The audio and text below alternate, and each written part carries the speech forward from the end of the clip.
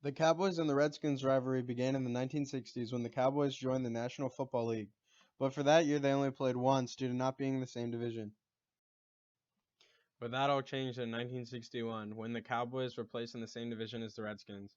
The owners already disliked each other due to the Redskins owner George Marshall pulling out of a deal to sell the Redskins at the last second, which made future Cowboys owner Clint Murchison angry, and he canceled the deal altogether. The big factor that leads to this rivalry is frequency of play. These teams have met a total of 118 times, with the Cowboys leading 74 wins, 45 losses, and 2 ties. The two teams have been fairly even until 1997, from which the Cowboys never lost to the Redskins until again in 2002. And as of currently, the Redskins are just a shell of its former self, while the Cowboys have the chance to be a real Super Bowl contender with Ezekiel Elliott and Dak Prescott.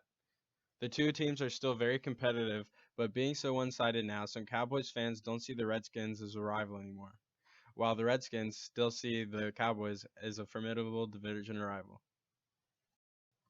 But unlike the Cowboys and Redskins rivalry, El Salvador versus Honduras started for different reasons.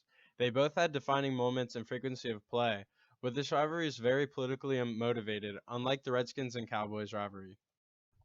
Tensions were already starting to boil over when in 1969 many El Salvadorians were moving to Honduras due to overcrowding to look for a better life and work, which angered the Hondurans due to El Salvadorians taking their jobs. The 1969 qualifiers really showed the two countries' political differences and the economic troubles that the two countries were facing. The first match went to Honduras 1-0, and to the people of El Salvador it was a shameful loss. An 18-year-old girl committed suicide due to her strong beliefs for her country.